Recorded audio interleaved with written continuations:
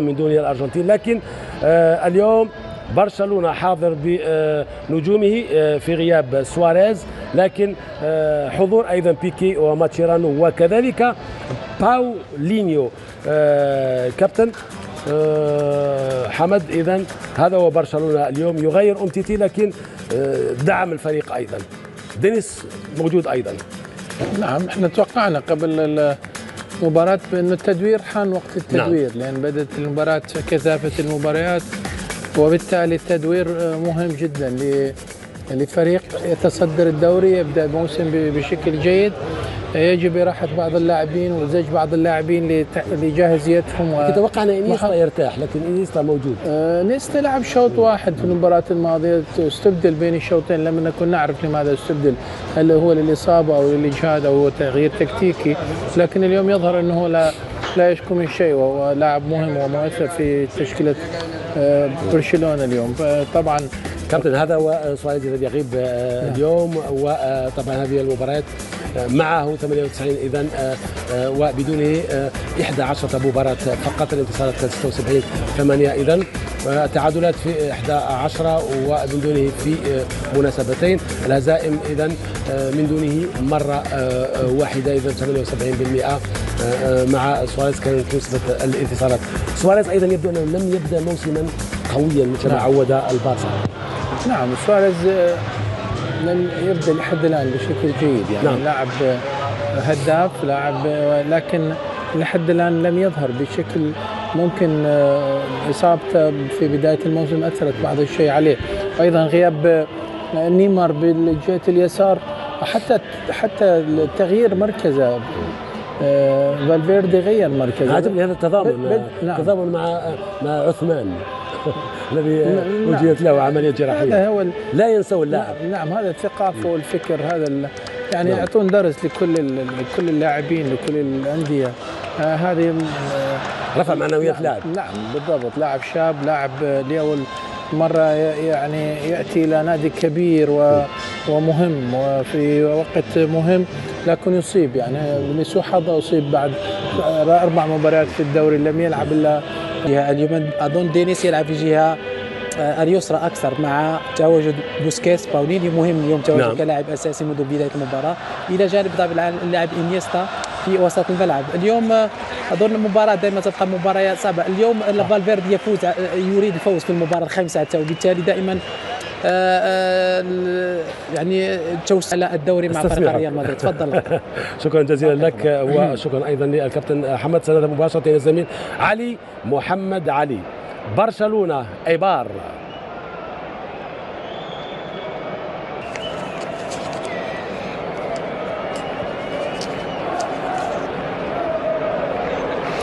شكرا للزميل الاخضر بالريش. بسم الله الرحمن الرحيم. مشاهدينا متابعينا في كل مكان، موعد مع المتعه في الدوري الاسباني لموسم 2017-2018 هنا في ملعب كامب نو امام هذه الجماهير، في اطار الاسبوع الخامس. برشلونه الفريق المتصدر 12 نقطه، العلامه الكامله من 4 انتصارات في هذا الملعب على بيتيس بهدفين مقابل لا شيء، امام اسبانيول ب5 أهداف نظيفه، وامام الافيس خارج ملعبه 2 لا شيء، وامام ختافي في اخر اللقاءات بهدفين مقابل هدف.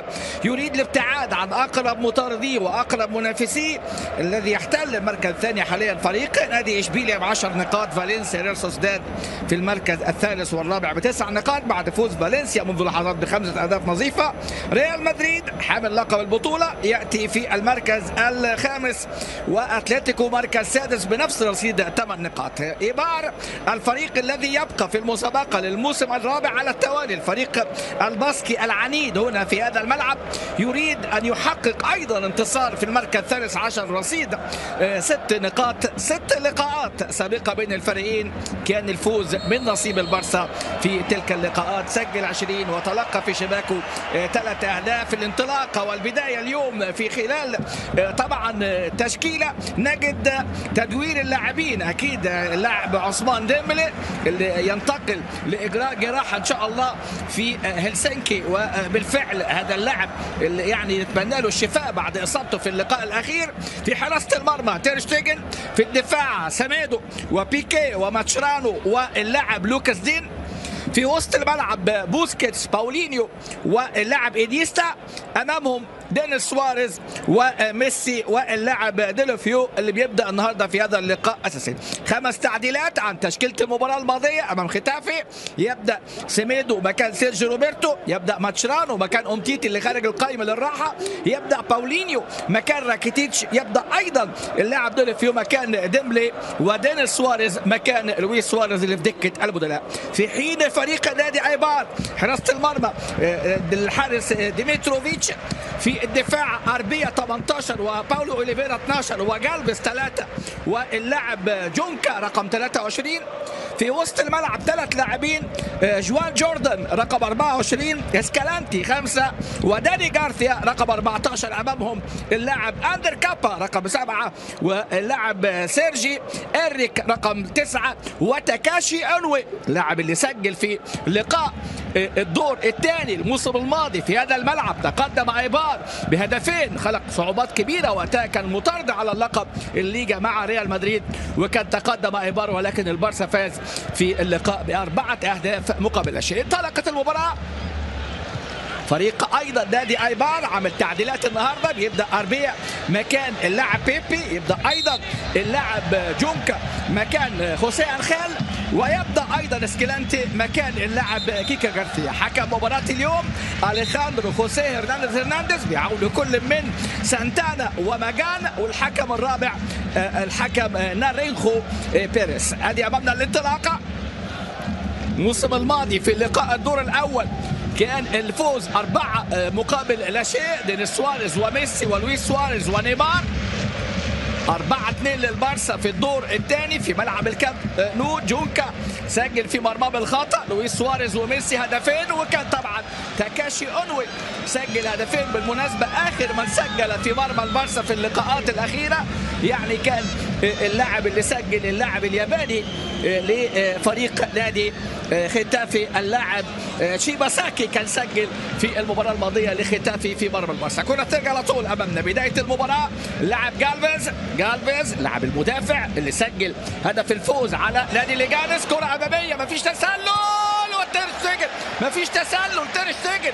دفاع البارسا كرة ملعوبة حلوة من ديفيد جونكا، ولكن أول كرة وأول فرصة هنا من المهاجم سيرجي إنريك هداف الفريق العام الماضي 11 هدف، وكرة بتضيع من اللاعب إنريك مع بداية وانطلاقة من جانب ايبار الفريق الباسكي العنيد. أمامنا هنا بنتابع كل اللقاءات اللي جمعت ما بينهم، شهدت فوز فريق نادي البارسا. ميسي سجل في 5 مباريات لعبها امام ايبار، سجل 8 اهداف، في حين لويس سواريز سجل 6 اهداف ايضا في 5 مباريات. سيميدو لعب اساسيا امام بيتيس، امام اسبانيول، 3 لقاء ليه في الليجا. ادي الكرات العرضيه، محاوله هنا كانت من قبل اللاعب اللي بيعمل المسانده. امامنا هنا بنشوف الاداء، بنشوف اللاعب اللي بيبدا النهارده اللاعب ديلوفيو امامنا بيبدا اساسيا في لقاء اليوم. ديلوفيو الذي كان اساسيا في اول 3 لقاءات وبديلا مع قدوم اللاعب ديمبلي، ولكن سبحان الله يعني الظروف تأتي لهذا اللاعب وكأنه يعني بيأتي لي الفرصة للاختبار من جديد، والفرصة تأتي مرة أخرى للاعب ديلوفيو اللاعب السابق طبعا في صفوف نادي إيفرتون وإشبيليا، وكان في الميلان ومن اللاعبين المميزين اللاعب ديلوفيو. أمامنا هنا كرة ترجع على طول في وسط الملعب، إنيستا إلى اللاعب سيرخيو بوسكيتس في الجنب الشمال. انطلاقات ادي دينيس سواريز دخل بديلا في لقاء ختافي وسجل في تلك المباراة، سجل هدف يعني كان مهم جدا، هدف التعادل في تلك المباراة، وسجل باولينيو هدف الفوز. طبعا اللاعب باولينيو أحد الإضافات اللي سجلها نادي البارسا في قائمته في هذا الموسم بعد فشل طبعا التعاقد مع كوتينيو وتصريحات بورتيميو طبعا حول هذه الصفقة، وقال ان يعني المقابل وصل الى يعني 200 مليون يورو المطلب بتاع نادي ليفربول، وقال يعني البعض قال 150، هو وجهة نظره ان 100 مليون كانت تكفي. وصلوا مع ليفربول إلى 120 مليون ولكن لم تأتي الصفقة، وأصيب اللاعب ديمبلي صاحب الرقم 105 مليون طبعا يورو، واللي هيغيب على الأقل عن 20 مباراة 4 شهور، وبالتالي يعني هيبقى في خصم في إجمالي المبلغ 10 مليون يورو، لأن كان شرط لدفع القيمة الكاملة هو أنه يلعب 50 مباراة في الموسم. أمامنا هنا البداية، وادي صاحب التمريرة الجميلة اللاعب ديفيد جونكا، عمل كرة حلوة قوي في بداية وانطلاقة ولكن لم يسجل خلالها فريق نادي ايبار، وتألق الحارس تير شتيجن في التصدي للكرة الخطيرة الحقيقة اللي اتلعبت. البارسا استهل الموسم بأداء غير مقنع وخسر السوبر أمام الغريم أمام ريال مدريد، ولكن في الدوري يعرف انطلاقه، وحقق في الدوري منذ الأسبوع ال 32 منذ آخر خسارة اللي كانت أمام مالاجا، حقق بعدها يعني 11 انتصار، 7 في الموسم الماضي و4 في هذا الموسم. أمامنا هنا الانطلاقة، 12 فوز متتالي كانت آخر مرة في شهر مارس عام 2016. 39 هدف، تلقى 10 أهداف، 4 كلين شيت في تلك اللقاءات. فاز في الموسم الماضي على ريال سوسيداد وأوساسونا وفيا ريال وإيبار، وكان فاز خارج ملعبه على ريال مدريد واسبانيول ولاس بالماس، وهذا الموسم فاز في لقاءين على ملعبه على ريال بيتيس وعلى اسبانيول، وخارج ملعبه فاز على لاس وفاز على نادي ختافي. ميسي سجل طبعا حتى الآن مسجل 5 أهداف في مسابقة الدوري الإسباني، وكان طبعا في فترة ال11 مباراة اللي لعبها كان سجل 15 هدف ميسي مع فريق نادي البارسا في الدوري بالتحديد. أمامنا هنا بنتابع الاستلام على طول، سكيلانتي لاعب البوكا ولاعب كاتانيا على طول إلى إنوي الياباني، سجل هدفين في لقاء الدور الثاني. ودي أمامنا هنا اللاعب جونكا، ولكن يطلع على طول، يطلع سميدو ظهور أول كان في لقاء السوبر اللي كان انتهى 0-2 أمام ريال مدريد، ثم ظهر في لقاءين بخلاف لقاء اليوم، لقاء بيتس ولقاء اسبانيول، وأيضا ظهر في مباراة الفريق أمام اليوفنتوس كلاعب أساسي. 3-0 على اليوفي، ميسي هدفين وراكيتيتش. هذه أمامنا اللاعب كابا خطيرة، بيكي يطلع 250 مباراة لبيكي في الليجا مع البارسا، منهم ال 83 مباراة الأخيرة كان أساسي فيهم.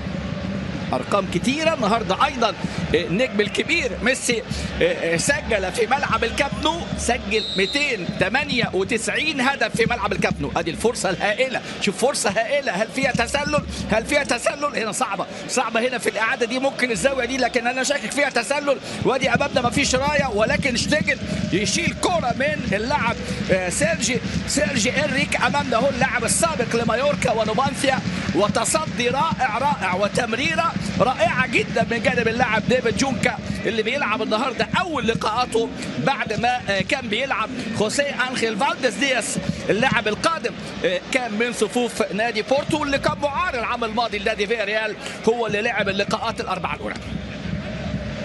أرنستو فالفيردي، ادي فالفيردي على فكرة بيحضر اللقاء. خورخي سامباولي مدرب المنتخب الأرجنتيني، والتقى بميسي والتقى بماتشيرانو، لأن الأرجنتين عندها لقاءات يعني في منتهى القوة، لقاءات الحاسمة، لقاءين أمام كل من منتخب بيرو ومنتخب الإكوادور. خورخي سامباولي في المدرجات يتابع طبعا نجوم المنتخب الأرجنتيني، ويأتي أمامنا هنا ادي في هذه اللقطة خوسيه لويس مندليبار. ادي مندليبار مدرب السابق في العديد من الانديه، بلد الوليد واوساسونا وليفنتي، كان اخر من دربه كان نادي ليفنتي، وكان اقيل بعد 8 مباريات لانه فاز فوز وحيد، كان ذلك في 2014 2015. انوي بينوي، ولكن تير شتيجن يتالق. انوي بينوي بدايه من ايبار. ادي امامنا فريق بالفرق الحقيقه بتتطور، فريق بيتطور. موسمه الاول شهد هبوط، ولكن طبعا إلتشي عوقب كان 13، وبالتالي بقى نادي ايبار في موسمه الاول 2014 2015، ثم بعد كده مركز 14 في الموسم قبل الماضي. الموسم الماضي يعني حقق ترتيب وتميز، حقيقه كان في المركز العاشر. ركنيه ايبار الفريق الاخضر، فريق نادي ايبار اخضر حتى الان. فريق نادي ايبار اخضر ليه؟ لانه وصل عن طريق اللاعب سيرجي إنريك، ووصل عن طريق اللاعب انوي المرتين الحقيقه في ال10 دقائق. التصدي كان رائع، وامامنا هنا الانذار الاول في اللقاء للاعب كابا. ادي امامنا اللاعب اندر كابا، احد الناشئين الحقيقه في بلباو، واللي وقع عقد انتقال لاتلتيك بلباو، لكن بدايه من الموسم القادم وقع عقد بقى 4 سنوات. اللاعب اندر كابا اللي بيلعب النهارده رقم 7. كرة على طول امامنا ترجع، ادي بيكي، ادي امامنا بيكي سجل في مرمى اسبانيول، غاب عن مباراة الفريق امام ريال بيتيس، نجم من النجوم الكبار الحقيقة اللاعب جيرار بيكي. ميسي مضغوط على طول نادي البارسا، مواصلة الانتصارات، الوصول ادي امامنا اهو، ادي خورخي سامباولي 57 سنة، قاد منتخب تشيلي للقب كوبا امريكا 2015. بعد كده يعني ترك البطولة اللي سابها وسبت ذكرى، وبعد كده رحل ليتولى قيادة نادي اشبيليا ومع المنتخب الارجنتيني بعد اقالة باوثا المدرب اللي قاد الامارات، ثم انتقل لتدريب الاخضر السعودي بعد الوصول لكاس العالم كبديل لمارفيك الهولندي. امامنا هنا الانطلاقة، خورخي سامباولي فاز في الودي، فاز في السوبر كلاسيكو على البرازيل بهدف، وفاز على سنغافورة، ولكن تعادل في اللقاءين امام كل من اوروغواي، وتعادل سلبي امام فنزويلا ايضا كان تعادل، ولكن كان تعادل ايجابي. موقف صعب جدا ان الارجنتين تغيب عن كاس العالم، يعني امر صعب، امر بالنسبه لنا امر صعب. على طول كرة تصل الى باولينيو نجم المنتخب السيليساو نجم السامبا، ادي امامنا باولينيو سجل في مرمى ختافي. بص ميسي بقى والرقابه والتدخلات، وادي امامنا هنا اللاعب داني جارثيا واسكيلانتي المواطن الارجنتيني جونزالو اسكيلانتي، وحكم المباراه الانذار كان لكابا. بص امامنا اتحركوا فيها شك، هي فيها تسلل، فيها تسلل تمام. ادي امامنا انريك لا ضيع الفرصه اللي كان فيها تسلل، وتصدى ليها تير شتيجن. والكره الثانيه بتاعت انوي سيميدو، اللاعب اللي بيلعب في الجانب الايمن النهارده، القادم من نادي بنفيكا الدولي البرتغالي اللي شفناه في القارات 2017 مع المنتخب البرتغالي كثالث طبعا منتخب البرتغال بعد ما كان خسر امام تشيلي في نصف النهائي بركلات ترجيح تعادل سلبي، وبعد كده فازوا على المكسيك 2-1. ادي بيكي البارسا في ظل الغيابات، امتيتي للراحه، واللاعب ديمبلي اللي بقول لحضراتكم 4 شهور للاعب عثمان ديمبلي. شوف عثمان ديمبلي جراحه في هلسنكي وغياب 4 شهور مع الطبيب الفنلندي طبعا ساكاريو رياضة هو الطبيب، ومع طبيب النادي ريتشارد براونا هو المرافق للاعب. البدائل وامامنا هنا الكرة الامامية، ادي امامنا على طول توقع اليكس جالفيس صاحب الخبرة، لعب في فيردر بريمن، لعب موسمين في المانيا، اللاعب الاسباني، لاعب السابق في خيخون وفي رايو فايكانو، وركنيه لصالح البارسا. لسه البارسا لم يدخل في اجواء اللقاء، لسه التوليفه والتشكيله اللي في اللقاء اليوم لم تظهر بعد، لان لسه ميسي 298 هدف في ملعب الكامب نو، منها 296 مع نادي البارسا في كل اللقاءات اللي لعبها، عمل 99 تمريره حاسمه، ولكن سجل بقى 296 مع البارسا وهدفين بألوان منتخب التانجو منتخب الأرجنتيني في مرمى منتخب الجزائر. كان لقاء في صيف 2007 كان 4-3 كان سجل هدفين، عشان كده أهدافه في الكامب نو 298 هدف. هذه أمامنا هنا ركنية ثانية، ميسي اللي طبعا يعني دائما خارق للعادة في كل لمساته في كل بصماته، وأمامنا هنا سيرخيو بوسكيتس أمامنا في اللقطة الماضية. ركنية طبعا الأحاديث كتيرة، ركنية ثالثة كاتالونيا واستقلال كاتالونيا والمشاكل، لكن البارسا بيقدم لنا الاداء الممتع مع فالفيردي. وادي الكره العاليه، ولكن يطلع على طول، يطلع الحارس الصربي ماركو. امامنا اهو ديمتروفيتش الحارس السابق اللي لعب في ريد ستار بلغراد، ولعب ايضا في شارلتون اثليتيك في كره القدم الانجليزيه في الشامبيونشيب مع شارلتون 2015، وكان مع نادي الكوركورد في الموسم قبل الماضي والموسم الماضي. ماتشرانو لم يشارك كثيرا، ماتشرانو لعب مباراة السوبر اللي هي 0-2، مباراة ثانية مباراة العودة أمام ريال مدريد، ولعب لقاء ريال بيتيس. الأفضلية لأومتيتي ومعه طبعا بيكي. أمامنا جالفيس يلحق، لسه الكرة في الملعب، لمسه حلوه قوي بمهاره عاليه جدا امامنا هو من باولينيو. جيب للاعبي اللي زي باولينيو شوط كامل في مباراه ختافي وهدف، وبديل في لقاء بيتس دخل في الدقيقه 87، وبديل في لقاء اسبانيول دقيقه 72، وكان طبعا شارك ايضا في مباراه اليوفنتوس ايضا لما دخل ايضا كبديل في تلك المباراه مكان اللاعب كان نزل مكان راكيتيتش في تلك المباراه. تدوير اللاعبين ادي امامنا هنا اللاعب لوكاس ديني بديل في لقاء السوبر 0-2، وبديل ايضا في مباراه ريال بيتيس امامنا انيستا الرسام. استلام حلو قوي من جانب ميسي بشكل رائع، الرقابه المزدوجه. ادي امامنا هنا الضغط انوي، لكن التمريره والكره مقطوعه. ترجع مره ثانيه بوسكيتس الكره العاليه، ميسي شوف التحرك، ميسي دايما في ظهر المدافعين، لكن ذكاء كان من ديفيد جونكا في اللقطه الماضيه. مرة تانية كرة مقطوعة، ادي الكرة تعود، لمسة على طول هنا من جانب جوردن. لاعب القادم كان من بلد الوليد، هو من ابناء نادي اسبانيول. اللاعب جوردن لعب في نادي اسبانيول وكان اعير لبلد الوليد في الدرجة الثانية الموسم الماضي، وكان لعب 35 مباراة وسجل 3 اهداف. بدلاء البارسا النهارده سيليسن، فيرمايلن، البا، راكيتيتش، سيرجيو روبرتو، اليش فيدال ولويس سواريز. في حين زي ما قلنا امتيتي راح، وديمبلي لطبعا علاجه واصابته، وايضا الكثير لاسباب فنيه، اندري جوميش ايضا لاسباب فنيه، اردا توران ورافينيا قائمه الغيابات، في حين ايول ابرز الغيابات عن نادي ايبار، وطبعا اللاعب إليخو وبيدرو ليون بالاضافه للاعب فران ريكو. بدلاء ريسجو موجود، لومبان، خوسيه انخيل، بيبي، وموجود تشارلز وروبن بينيا واللاعب كريستيان ريفيرا. ادي امامنا الاستلام، لسه ما شفناش الا 3 ركنيات من البارسا لكن دون فرص، في حين كرة إنريك كانت خطيرة جدا. كرة إنريك اللي كان ممكن يسجلها وهي كانت تسلل، تمريرة خطيرة من جانب اللاعب جونكا، وايضا الكرة اللي كانت اتلعبت ايضا لانوي. وادي امامنا هو الكرة العالية، بص حضراتكم اللاعب انوي، بص انوي بيتحرك ازاي، شوف امامنا التمريرة لانوي، اعتمدوا على الهجمات المرتدة. ادي امامنا الياباني تاكاشي انوي. سميدو ضغط العالي من جانب فريق ايبر على الحارس تير شتيجن. ادي الجماهير دقيقة 18، جماهير البارسا، الجماهير اللي بتساند اللي بتشجع. استلام على طول امامنا هنا، ومحاولات من قبل اللاعب ديليفيو امامنا الى انيستا عايز يمرر الى دينيس سواريز لكن مقطوعه.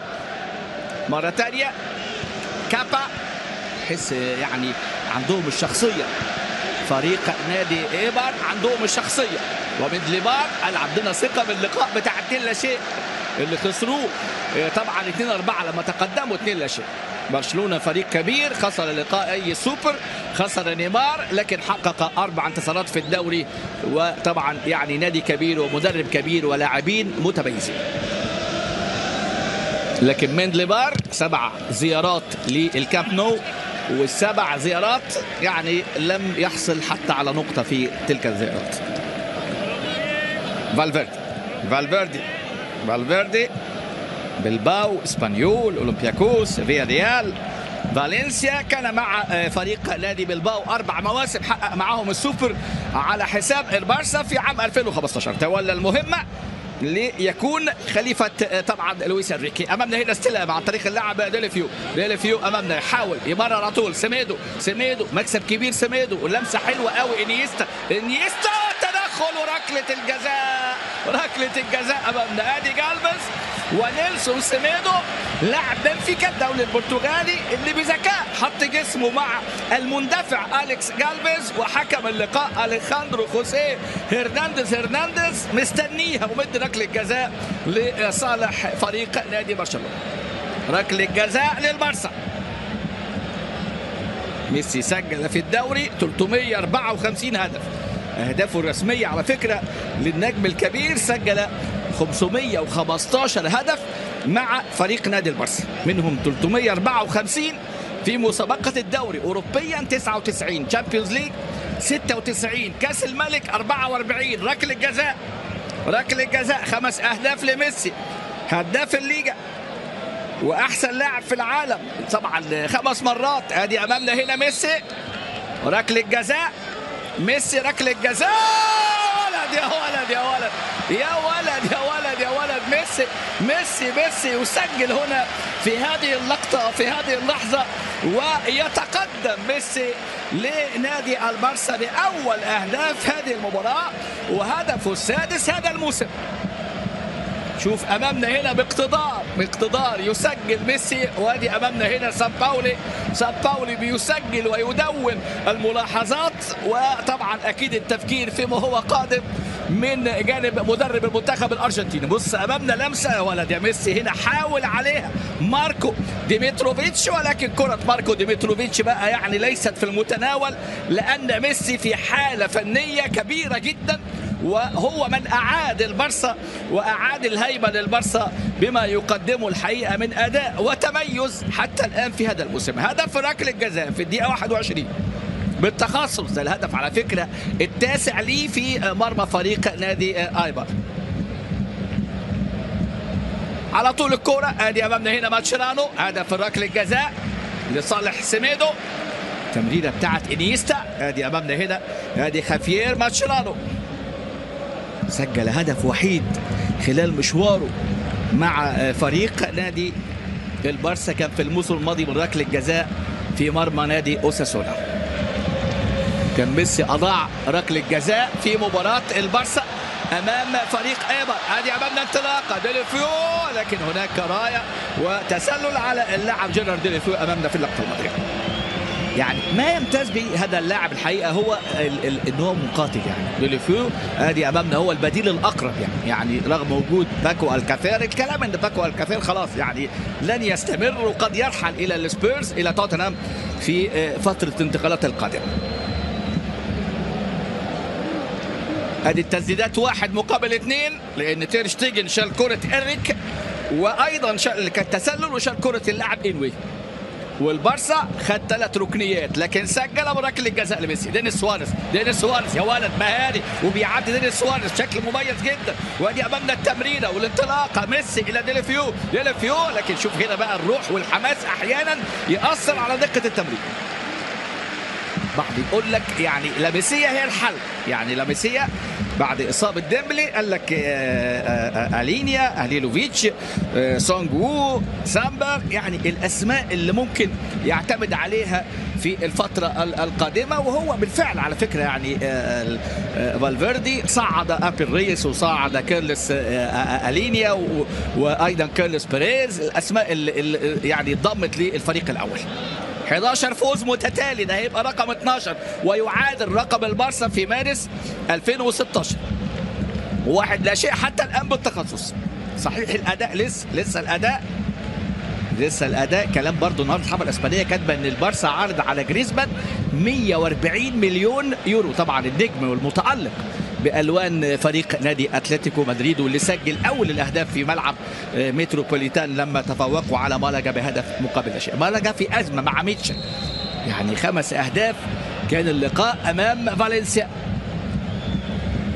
هنا أمامنا بنتابع ادي بيكي حكم مباراة اليوم، ادي أمامنا الإعادة. بص يعني بيكي على الأقل فيها إنذار، دي على الأقل فيها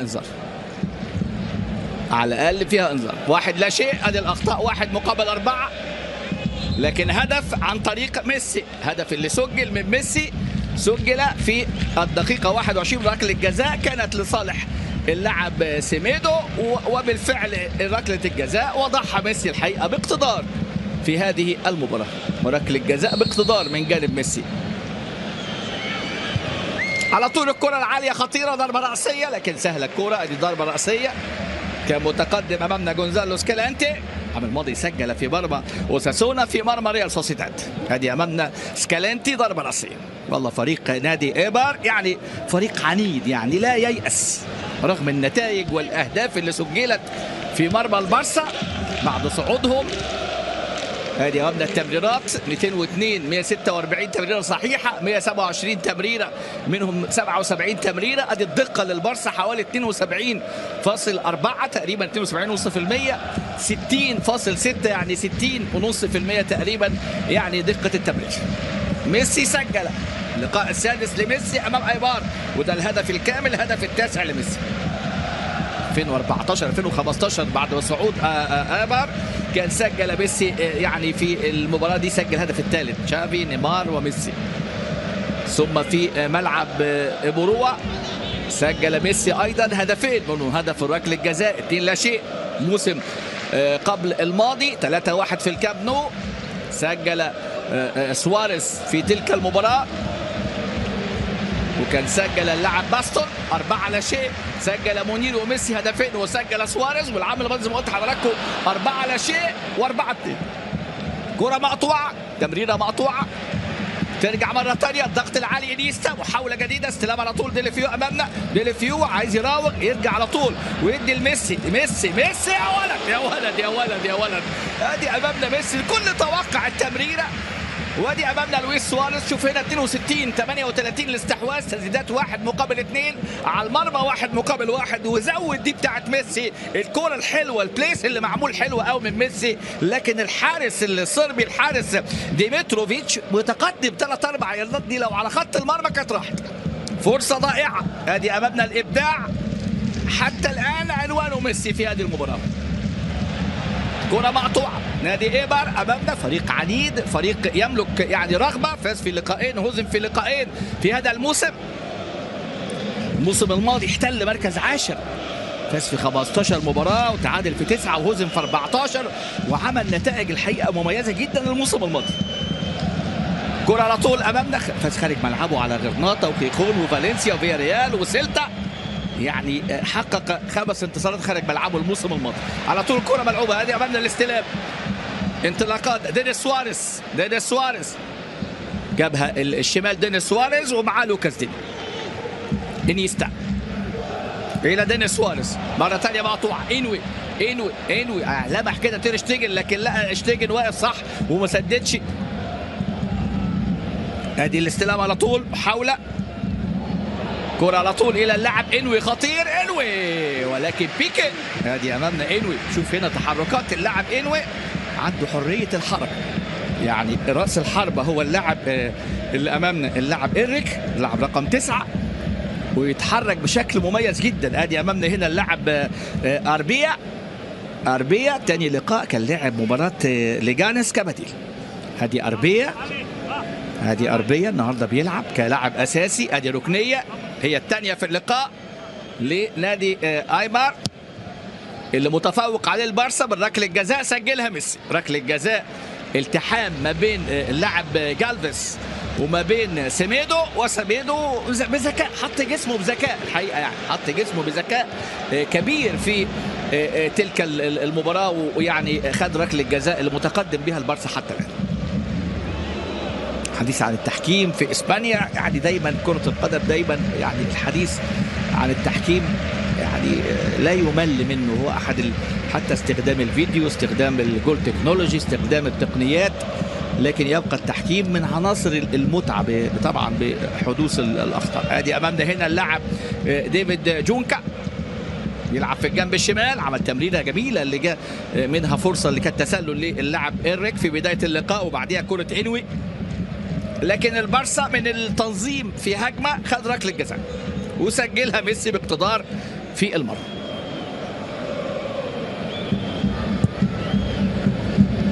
كرة على طول، كرات اللي بيحاولوا من خلالها نادي ايبر تصل الى اللاعب لوكاس دين.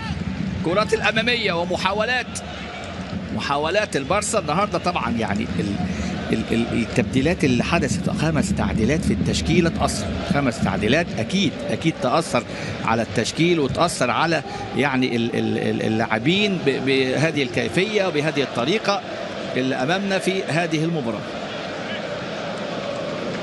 نجم الكبير ميسي، يعني ما زال الحقيقه الابداع عنوان لهذا النجم الكبير، يعني ما سجله من أهداف، ما قدمه من متعة كبيرة الحقيقة خلال مشواره مع فريقه ومع فريق نادي البارسا.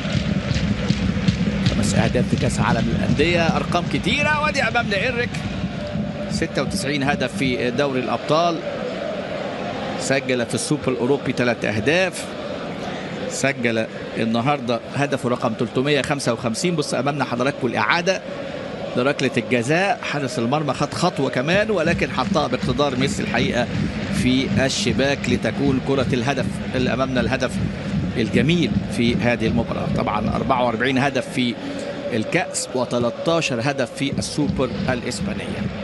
ميسي على طول، الكرات اللي بينطلق، ادي ميسي ليو انطلاقه ومرور ومراوغه وتغيير اتجاه. ماذا يصنع ميسي في هذه اللقطه وفي هذه اللحظه؟ ميسي سجل بركله جزاء، ميسي سدد. كرة كانت في الدقيقة 27 تعامل معها ماركو ديمتروفيتش ببراعة، كانتش قوية لكن كان فيها ذكاء وكانت مركونة حلوة قوي. والكرة الماضية اللي فيها شيء طبعا من يعني المبالغة في المراوغة، ولكن وصلت إلى الحارس ديمتروفيتش. حتى الآن اللقاء والأداء حتى الآن يعني مش الأداء المقنع، لكن ضغط مباريات وفترة من الفترات اللي فيها لقاءات قوية، فيها مباريات قادمة. يعني لعب أمام اليوفنتوس في الشامبيونز ليج وفاز 3-0، وبعديها راح لعب أمام نادي ختافي 2-1. عنده اللقاء اللي أمامنا هنا مع نادي ايبار، وبعد كده عنده لقاء مع جيرونا في ملعب جيرونا، وبعد كده لقاء مع لاس بالماس في الكامب نو، ولقاء اتلتيكو مدريد هيكون ان شاء الله في مدريد. لا ننسى المواجهه القادمه في الشامبيونز ليج هتكون امام سبورتنج لشبونه في لشبونه يوم 27 باذن الله، 27 سبتمبر الشهر الحالي. كره على طول، كل عام وحضراتكم بخير ان شاء الله. يوم الخميس هو اول ايام العام الهجري الجديد.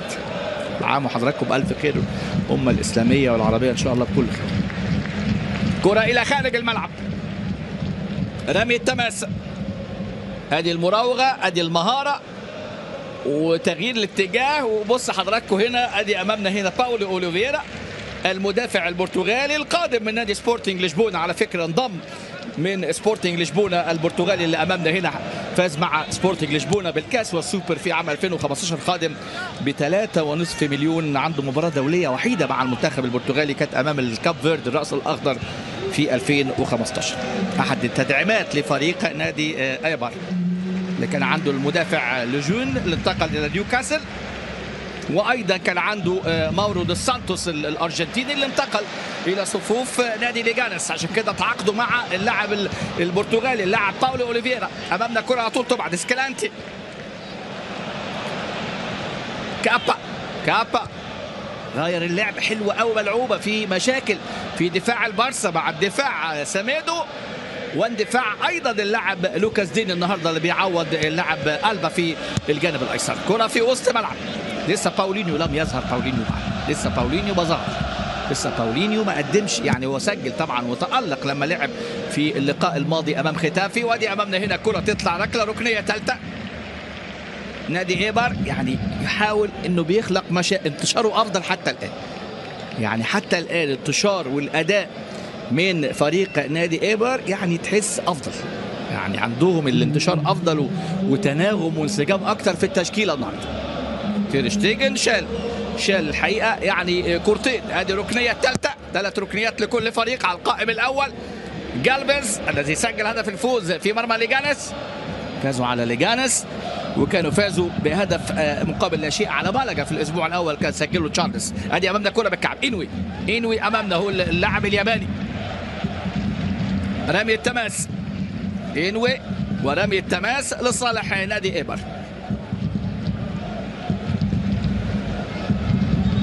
اصابه بتاعه ديمبلي ارجعها فالفيردي لقله الخبره، يعني لان ملعب كروزيم الفونسو بيريز ملعب فريق نادي ختافي ملعب صعب شويه، فقله الخبره سهله يعني ساهمت في الاصابه، لكن الحقيقه هو لم ياخذ فتره اعداد كافيه مع فريقه، وكان عنده اشتكى قبل المباريات، مباراه اليوفنتوس، وكان في شكوى، وبالتالي هو لم يتدرج في قوه المباريات، عشان كده اتصاب في ملعب ختافي. البعض بيربط بين اصابته رقم 11 واصابته في نفس الملعب وفي نفس المباراه اللي كانت اتصاب فيها نيمار وفي الدقيقه 24 برضه. ادي امامنا الكره تصل على طول الى اللاعب ديلافيو.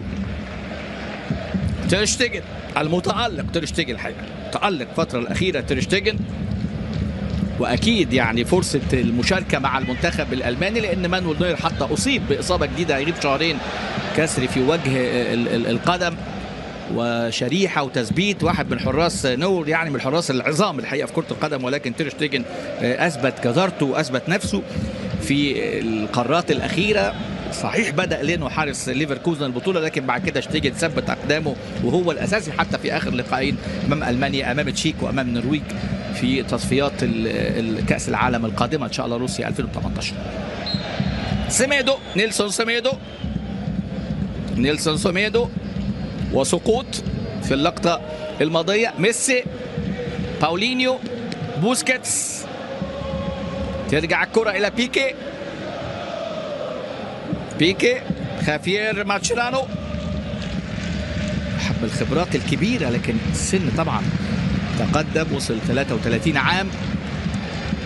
دينيس سواريز، هل يكون للبدلاء دور النهارده؟ فيرمايلن واحد من اللاعبين اللي دايما حظه الحقيقه سيء في اصاباته، سواء لما انضم للبارسا 2014 او حتى لما راح لروما لعب مباراتين واتصاب في لقاء كالياري وغاب فتره ورجع. يعني من اللاعبين الحقيقه البلجيكي توماس فيرمايلن النهارده في دكه البدلاء، كان اصيب حتى في لقاء ودي امام جيمناستيك دي تاراجونا في 12 اغسطس من طبعا العام الحالي. استلام هنا من جانب اللاعب اللي بيدخل في العمق، ديليفيو الى ميسي، لكن طويله امامنا هنا. الانسجام والتناغم والفكر والترابط لسه لم يحدث في التوليفه اللي عاملها فالفيردي في هذه المباراه حتى الان.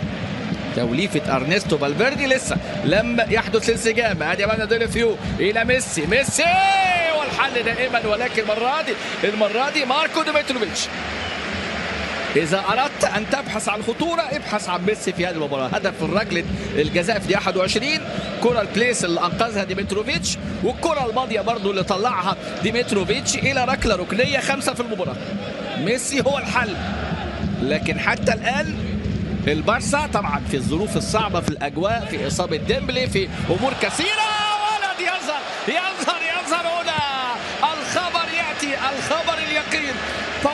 باولينيو مصمم على الإجادة، مصمم على التألق. القادم من نادي جوانزو لم يظهر، ولكن عندما يظهر نجم السيليساو، نجم السبة البرازيلية، يعني بيعلو فوق الجميع ويطير بأحلام وطموحات جماهير البلاو جرانا بالهدف الثاني من ضربة رأسية. هنا الكرات الثابتة هي الحل. بص أمامنا الركنية وضربة رأسية. باولينيو روعة من باولينيو، ضربة رأسية في منتهى الروعة. بص حضراتكم يا ولد، ضربة رأسية جميلة عدت من بيكي وحاول معاه اللاعب أليكس جالفيز، ولكن هنا الركنية من دينيس سواريز، الثنائي اللي تألق لما دخلوا كبدلاء في المباراة الماضية كبديلين.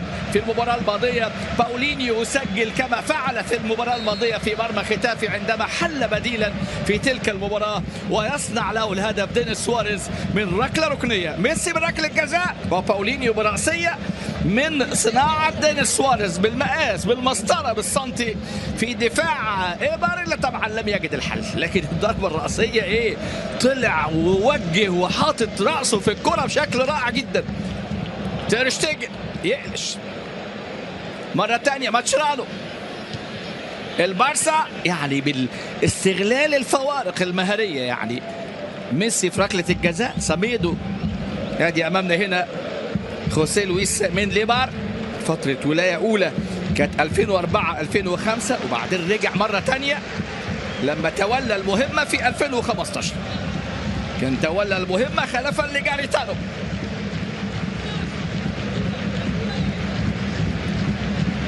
كرة مرة تانية تعود البارسا. صحيح لم يقدم الأداء القوي المنتظر، ولكن متفوق بهدفين بأريحية وبسهولة، لأن ميسي صنع الفارق الحقيقة بركلة الجزاء اللي خدها سميدو. نتفق نختلف على قوتها، لكن جالفيز اندفع، كان فيها تهور من أليكس جالفيز مع اللاعب سميدو اللي نجح الحقيقة. سميدو يعني حط جسمه بذكاء. ادي امامنا هنا صنع الهدف الثاني. ادي دينيس سواريز حاول اثبات الذات، ولكن كرة تطلع الى خارج الملعب من امامنا باولو اوليفيرا. 252 تمريره مقابل 173، نسبه الدقه 85 مقابل 77. لكن اسالني عن الرقم الاهم، 2-0 ميسي بركله جزاء في دقيقه 21، وباولينيو بضربه راسيه من ركنيه اللاعب دينيس سواريز ارتقى فوق الجميع ووضع الكره باقتدار عشان يبرهن ويؤكد بان باولينيو كان اختيار يعني في محله حتى الان. مع جوانزو قبل ما يجي يعني سجل 5 أهداف في 8 مباريات. لعب في كورنثيانز في البرازيل، انتقل للسبيرز 2013 مع نادي جوانزو، بطولتين دوري وكاس و2 سوبر ودوري ابطال اسيا. كلنا نفتكر 2015 واحد من اللاعبين المميزين الحقيقه. كاس عالم انديه كمان مع كورنثيانز في 2012. عنده تاريخ، عنده امكانيات، اعاد اكتشاف نفسه مع منتخب البرازيل في القارات 2013. بص امامنا هنا باولينيو، ادي الركنيه من دينيس، وشوف باولينيو من عند نقطه الجزاء الارتقاء ثم ضربه الراس والتوجيه بشكل رائع، بشكل رائع في هذه الكره وهذه اللقطه.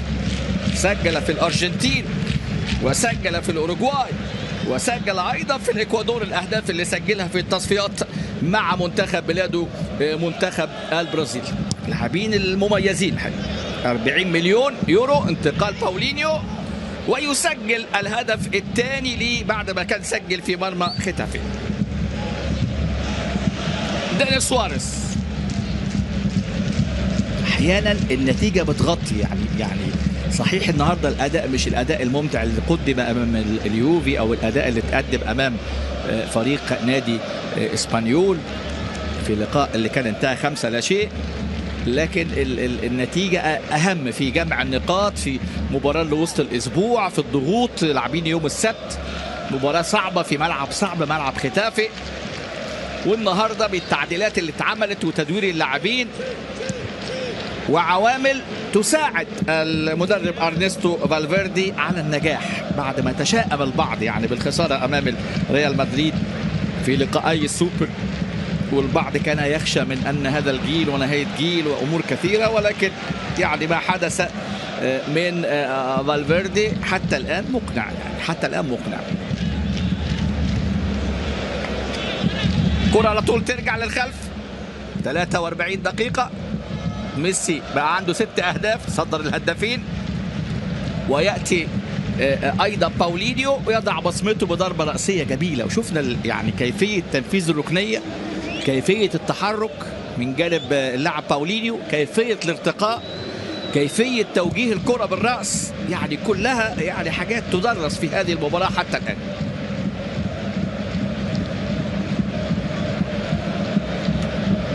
استلام من دينيس سواريز اللي الحقيقه بيقاتل دينيس سواريز، يعني عجبني اللاعب اللي عنده اصرار، بيحاول، راجل بيجتهد النهارده وبيقدم نفسه بشكل مميز طبعا، وهو من ابناء البارسا ولعب في اشبيليا ولعب في فياريال، وكان راح طبعا في بدايته مانشستر سيتي. ادي استلام ومحاوله، ولكن كره امامنا هنا والحارس المره دي يطلع. كره كان يبحث عنها اللاعب دينيس سواريز، كان بيبحث عنها، يعني اللاعب اللي انتقل لسيلتا 2010 والمان سيتي 2011، اشبيليا وفياريال، وامامنا هنا مع البارسا. وادي الكره العرضيه سيميدو، الكره امامنا هنا كان بيحاول عليها اللاعب ديليفيو امامنا، ولكن ضاعت الفرصه. ايبر هل يستحق ان يتلقى في مرماه هدفين بعد ما كان عنده الافضليه الحقيقه، يعني في الوقت 20 دقيقه الاولى كان هم الافضل الحقيقه. نادي ايبر كان الافضل. اكيد هناك فوارق، لكن فارق هدفين، تسجل هدفين في مرمى فريق من الفرق اللي بتبحث عن البقاء. صحيح هو حاليا في المركز 13 6 نقاط، ولكن يعني من الفرق اللي قدمت نفسها هذا الموسم، يعني فايز في اللقاءين وخسران في اللقاءين. ادي امامنا اللاعب جونكا، كرة ترجع على طول للخلف الى الحارس ديمتروفيتش. خطأ في الركنية في التمركز وفي الرقابة، وفي يعني اخطاء طبعا بتكلف الفريق الكثير، فريق نادي ايبر. امامنا هنا استلام، لكن باولينيو يدخل في قائمة اللاعبين اللي بيسجلوا في مرمى فريق نادي ايبر في طبعا اللقاءات اللي اتلعبت ما بين الفريقين. هذه خطأ اليخاندرو خوسيه هرنانديز حكم اللقاء ادى ركله الجزاء لسميدو في التحام كان مع أليكس جالفيز. حاولوا يعني لاعبي فريق نادي ايبر انه يعني يضغطوا على حكم اللقاء، ولكن يعني الامور كانت محسومه من جانب حكم اللقاء. باولينيو، ادي باولينيو، شوف مناطق التحركات من جانب اللاعب باولينيو. جوزيه باولو، طبعا برتغالي بقى، جوزيه باولو طبعا ماسيال لاعب باولينيو صاحب ال 43 مباراة دولية مع المنتخب البرازيلي، وسجل 10 أهداف في القارات، كان سجل في اليابان وسجل في مرمى الأوروغواي. أمامنا بنتابع كرة الثابتة والتسديدة اتغير اتجاهها، الكرة القوية كانت من جانب اللاعب أربيا، وهي آخر كرات هذا الشوط الأول. البارسا بأقل مجهود بتشكيلة فيها 5 تعديلات في غياب لويس سواريز في البدلاء والمصاب ديمبلي وأمتيتي اللي خارج القائمة. ميسي سجل بركلة الجزاء في 21، باولينيو سجل في الدقيقة 38 الهدف الجميل بضربة رأسية. 2-0 بارسا ايبر في الأسبوع الخامس موسم 2017-2018. أنقل الكلمة للزميل الأخضر بريش.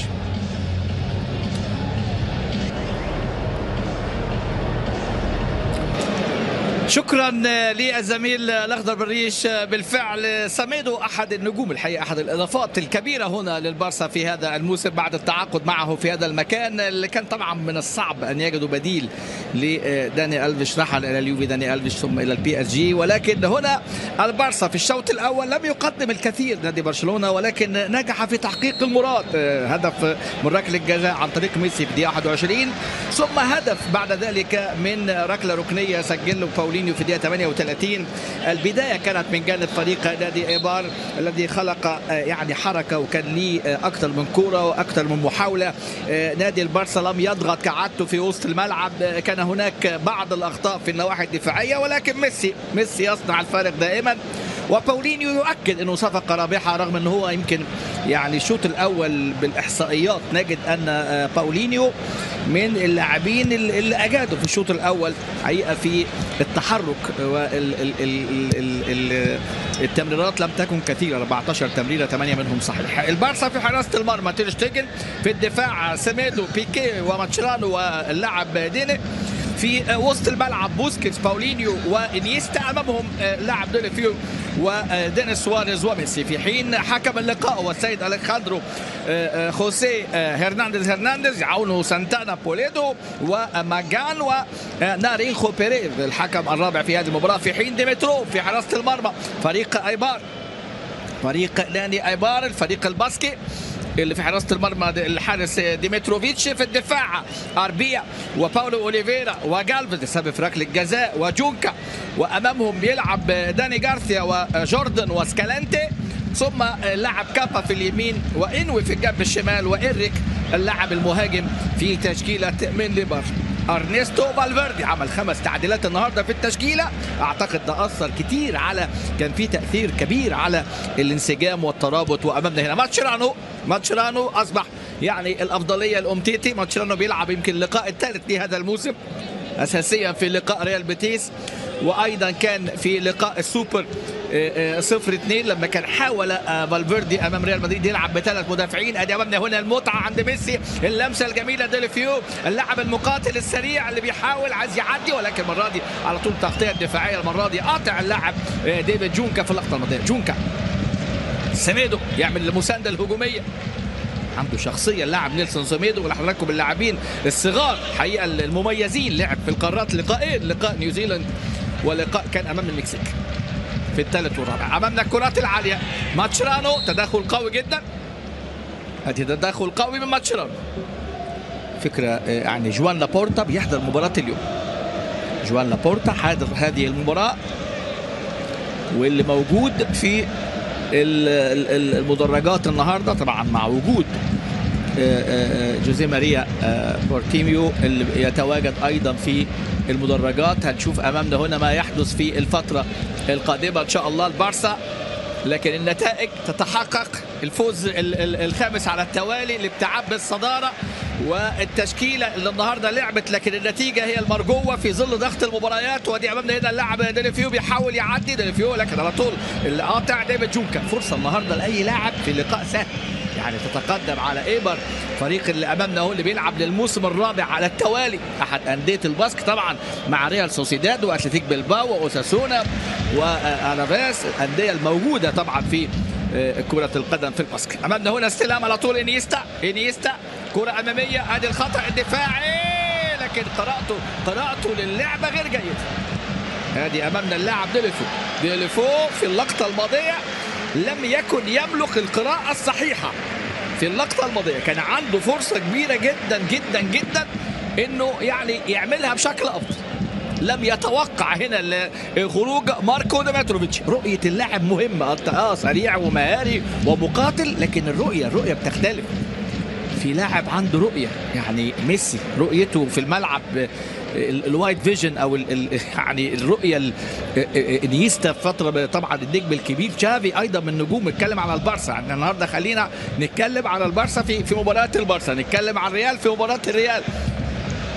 كل فريق لازم ياخد حقه، جماهير هنا بتطالب دايما لما يكون البارسا بيلعب تتكلم عن البارسا، وعشان كده احنا يمكن كلامنا النهارده عن البارسا اللي مقدم اداء ليس الاداء المقنع، ولكن نتيجه المرضيه هي نتيجه الفوز والانفراد بالصدر. بص انيستا عاملها ايه، بص انيستا يعني الرسام رسمها، وهنا بقى شوف الراجل اتخض، ما توقعش، هو استلامه وحش جدا. استلام يفرق هنا في الكوره دي، استلامه للكوره يعني بلغه كره القدم كان كسلان في الاستلام. لو راح بسرعته. شوف هنا طبعا فالفيردي اكيد طبعا بيشجع وبيساند. ارنستو فالفيردي لعب في الافيس، لعب في اسبانيول، لعب في البارسا، حقق مع البارسا يعني لقب الكاس 90 وكؤوس اوروبيه 89، لعب ايضا في بلباو ولعب في مايوركا. مدربين الحقيقه اللي كانوا لافتين الانظار في الفتره الماضيه، وكان مرشح بقوه. وادي امامنا هنا استلام من جانب ميسي الى باولينيو.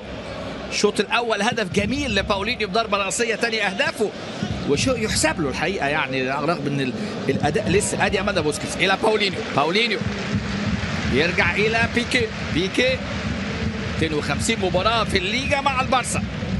اللاعب جيرار بيكي صاحب الاداء المتراجع في الفتره الاخيره، الاداء متراجع طبعا. يعني بيكي من اللاعبين، وان كان طبعا هو وراموس يعني بيمثلوا القوه الدفاعيه للمنتخب الاسباني. كارفاخال، راموس، بيكي والبا، دولت الرباعي الاساسي مع لوبوتيجي في المنتخب الاسباني. امامنا هنا الانطلاقات، سميدو الى اللاعب ديليفيو عدى ديليفيو امامنا هو تمريره لسميدو. بدا يعني يجتهد، ولكن يعني لازم يلعب السهل. طبعا هو بيتطور في ادائه، لكن لسه طبعا البصمه. ادي امامنا اللاعب لوكاس دين لسه اللقاء لم يرتقي بعد للمستوى المتوقع في ظل سياسه تدوير اللاعبين اللي بداها النهارده ارنستو فالفيردي في لقاء سهل، يعني في لقاء يعد لقاء سهل. بص امامنا هنا ادي التحركات، وادي الثلاثي ميسي وراس الحربه باولينيو. ادي امامنا المسانده الهجوميه، على طول كره الى اللاعب ديليفيو عايز يعدي، مش ماشيه معاه بلغه كره القدم. يعني ديليفيو النهارده عليه ضغوط كبيره مع قدوم اللاعب ديمبلي، بقت الامور صعبه بالنسبه له، لكن اتصاب ديمبلي وجات له مره ثانيه. يعني الصحافه الاسبانيه حقيقه كاتبه على هذا الموضوع، يعني كاتبين له كده هذا وقتك، وده وقتك اللي جات لك فيه فرصه ثاني يعني، وكتب عنه المقاتل يعني. لكن هنشوف بقى ماذا سيصنع اللاعب ديليفيو امامنا هنا في هذه المباراه اللي شارك حتى مع اسبانيا مكان ايسكو في مباراه ليشنشتاين الاخيره في التصفيات. امامنا كره الى بيكي، ديليفيو لعب على طول كره الى ماتشرانو. شوف الملعب والجماهير اللي بتشجع، على طول استلام، يا ولد يا باولينيو التفويته ايه حكايه. وادي ميسي ايه يروق ويعدي ويفوت ويسجل ويتابع، والكره على طول. ادي الهدف قادم قادم، الهدف قادم. دينيس سواريز امامنا هنا بيسجل في هذا اللقاء بالتخصص كما فعلها من قبل، لكن تفويته باولينيو قصه وحكايه في التفويته من باولينيو. الهدف اللي اترسم حلو قوي من باولينيو في تفويته رائعه. بص مخرج اللقاء بيقول لك باولينيو هو اللي كان ليه الفضل في هذا الهدف. وادي امامنا دينيس سواريز هدف في المباراه الماضيه في مرمى يا ولد على التفويته. بص طلع كام واحد لبسهم في بعض. وادي امامنا ميسي اللي عايز يعدي وسدد، ومحاوله هنا من ديمتروفيتش. ودينيس سواريز اللي عامل الفولو، مفيش تسلل وفي الضيقه لعيب كوره حلوه قوي قوي الحقيقه في اللقطه الماضيه.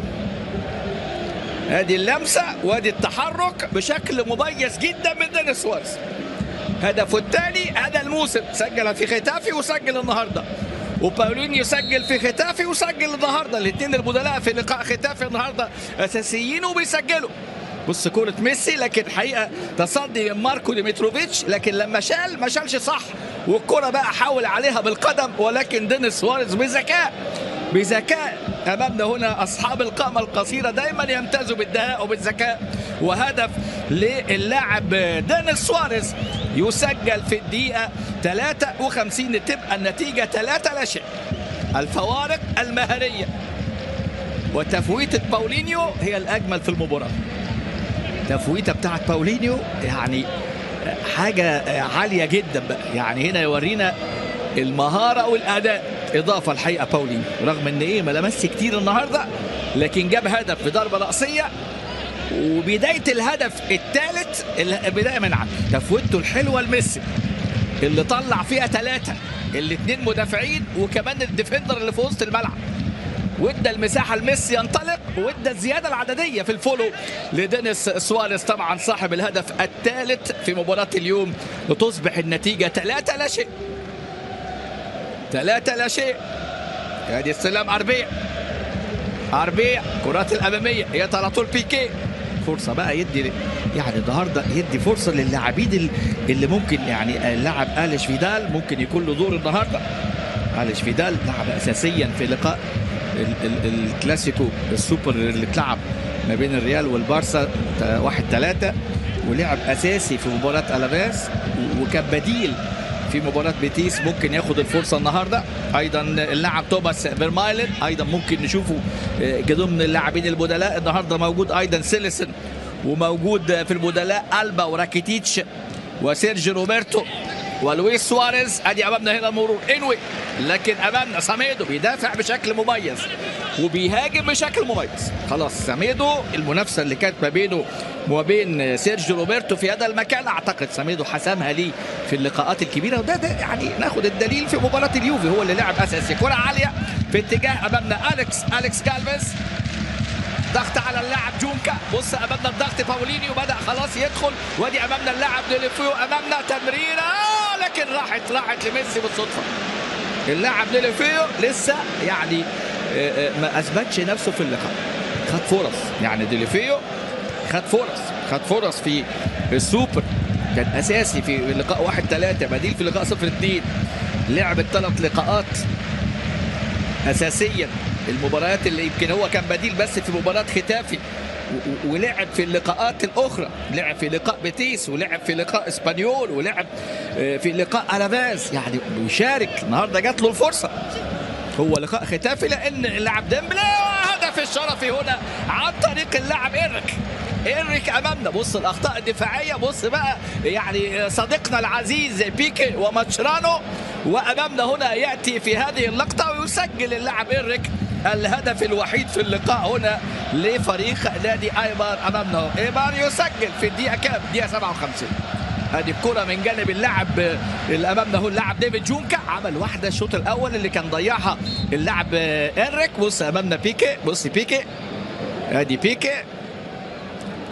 بيكي سلم لي على يعني التغطيه الدفاعيه يا بيكي، سلم لي على التمركز الصحيح يا بيكي، سلم لي على يعني مش ممكن يا بيكي اخطاء يعني في مباراه سهله تعطي الامل هنا لنادي ايبار. امامنا هدف عن طريق اللاعب إيريك امامنا نسجله في هذه المباراه. اول اهداف إيريك على فكره هذا الموسم، اساسي في لقاء اشبيليا، في لقاء ليجانس، وبديل في اللقاءين الاخرين، لقاء بلباو واللقاء اللي كان امام ملقا.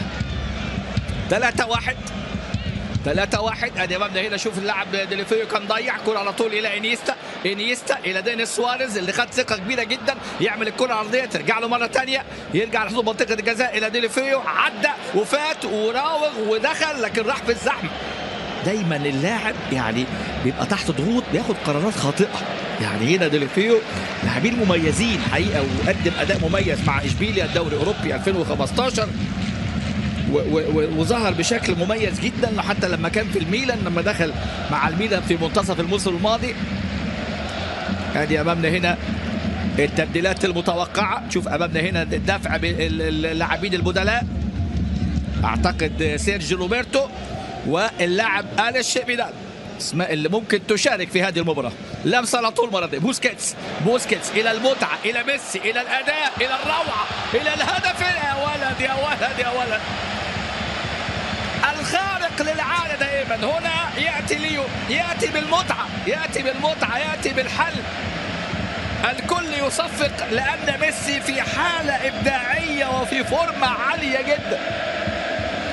في الدقيقه 59 تبقى النتيجه 4-1، ويبقى الهدف السابع لهذا الموسم، ويبقى الهدف العاشر ليه في مرمى نادي إيبر. بص بقى هنا، شفت بقى الفرق بين ديليفيو وبين ميسي. ادي ديليفيو راح كعبل فيها، بص ميسي اهو، بص حضراتكم ثبت الاثنين، حطهم في خط مستقيم، خلى الرؤيه عند الحارس مش موجوده. بص امامنا اهو، بص حضراتكم وحاططها ايه، راشقها. يا ولد يا ولد يا ولد، اللمسه والمتعه عند الليو، الاداء والروعه عند الليو امامنا هنا في هذه اللقطه، ويسجل ثنائيه في هذه الليله للنجم الكبير ميسي. في الدقيقه 21 بركله الجزاء، باولينيو في الدقيقه 38، دينيس سواريز في الدقيقه 53، إريك في الدقيقه 57، لكن ميسي ساد وعاد وسجل ايضا الهدف الثاني ليه والرابع في المباراه للبارسا عشان يرفع رصيد الاهداف. ادي لويس سواريز النهارده يجلس للراحه ويطلب الراحه ويجلس على يعني ديك غاب عن طبعا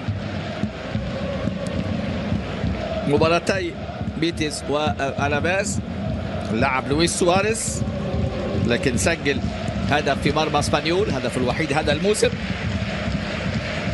لعب مع منتخب الاوروغواي لقاء الارجنتين تعادل سلبي، ولقاء اللي كان امام منتخب الباراغواي الصراع الكبير للترشح. برازيل خلاص تأهلت كأس العالم 37 نقطة، أوروغواي 27، كولومبيا 26، بيرو والأرجنتين لكل منهم 24، تشيلي 23، باراغواي 21، إكوادور يعني كل الفرق 20، فنزويلا طبعا والإكوادور هم يعني اللي بعاد طبعا عن التأهل والترشح. أمامنا هنا اللقاء 4-1، ميسي يبدع وميسي يسجل الهدف الرابع الجميل، يعني كأنه بيركن ركله الجزاء. ادي استحواذ 60-40، تسديدات 7 مقابل 7، لكن السبعه بص بقى القيمه، السبعه بتوع البارسا 7 على المرمى وسجلوا منهم 4 أهداف. 4-1 هجمه هنا لفريق ايبر المكافح، وادي التمرير انطلاقه، انوي سجل هدفين، انوي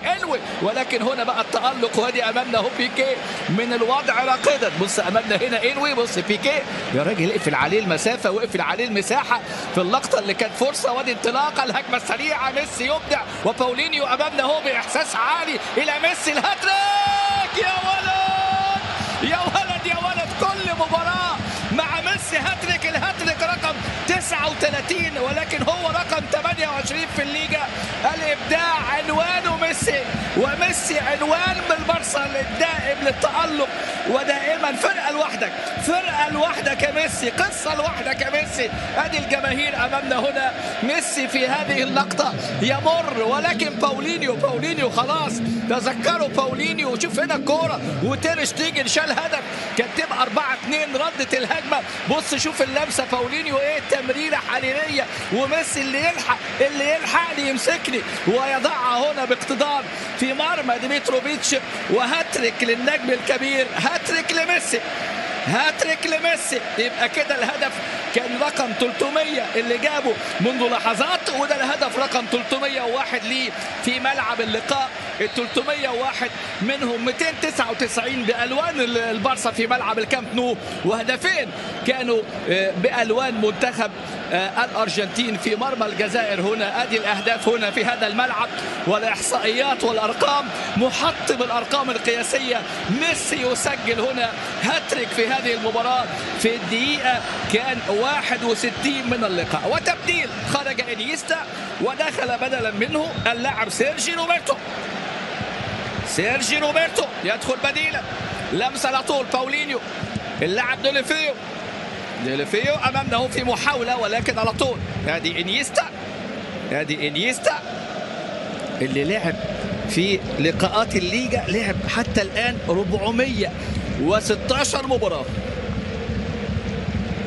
نجم الكبير تشافي 505، يعني هو صاحب الرقم. تشافي لعب 767 مباراه، وانيستا لعب حتى الان لعب 636 مباراة لعبهم حتى الآن، طبعا بألوان فريق نادي البارسا. كرة على طول ترجع، تصبح النتيجة 5-1. 5-1. ميسي هاتريك جديد، ميسي هاتريك جديد. أمامنا هنا الكرات، اللاعب ديليفيو، لكن يطلع أمامنا الحارس، أمامنا في هذه اللقطة وفي هذه المحاولة، يطلع وينقذ الموقف الصعب. تير شتيجن، تير شتيجن. كل هذه الأمور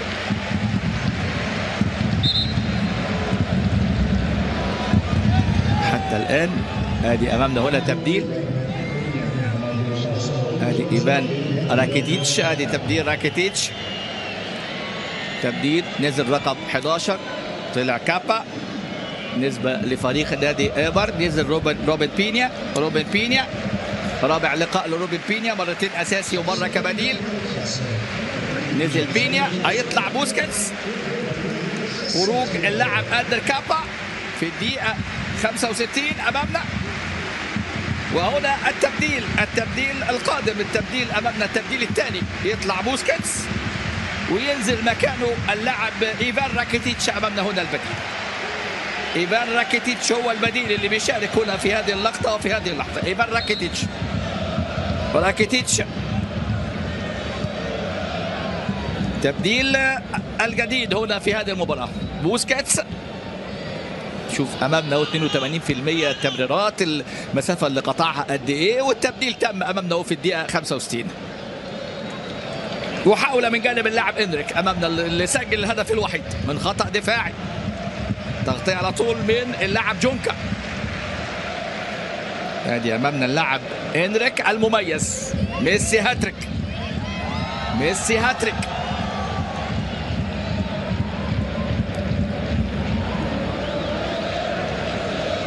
39 هاتريك، وده الهاتريك رقم 28. هنشوف هنا بقى الاحصائيات والارقام اللي بتسجل في طبعا ميسي.